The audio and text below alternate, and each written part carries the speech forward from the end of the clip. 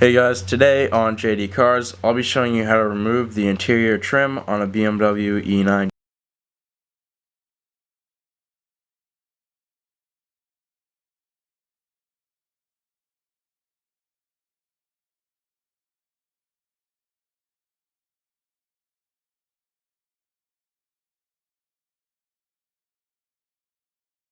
Removing my trim today is because I don't really like the gloss finish on my vinyl wrap, so I'm changing it over to a matte finish. As you can see from this edge right here, the gloss finish shows every little imperfection. It's difficult to catch on camera here, but as you can see the air bubbles in the gloss finish, and the matte should do a much better job of hiding these. So here's another angle from in the passenger seat, and I think this looks awesome over here, but looking at it head on, depending on the lighting, it doesn't look very realistic. So hopefully the matte finish will look better when you're looking at it head on. Okay, the first piece of trim we'll be removing is the easiest one by far, and that's the rear door trim. This is pretty straightforward. We'll just be using a plastic pry tool, and you're going to come in from the bottom here and pry out, and you're just going to work your way down gently, and you'll pry off the piece like so. Just for your reference here, you can see the tabs are located here, here, and here. So if you're having trouble getting them off, just pry in those locations. Okay, now we'll be doing the front door trim, which is basically the same process. We'll just come in here with our pry tool and work it down the piece of trim.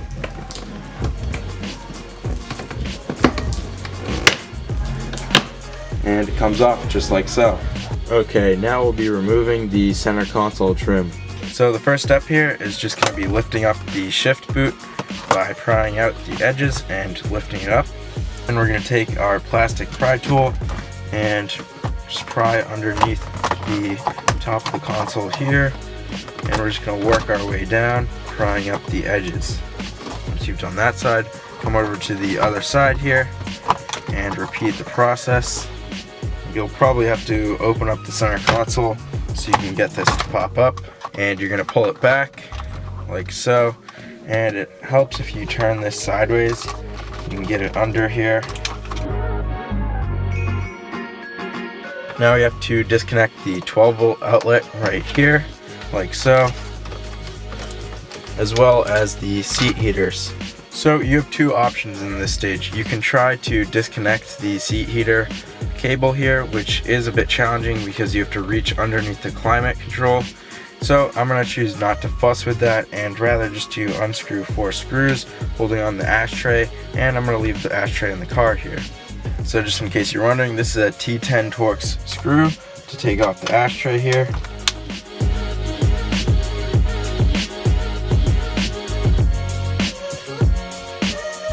Now we can just go ahead and pull the ashtray off here, and we can leave it in the car, freeing up our center console trim.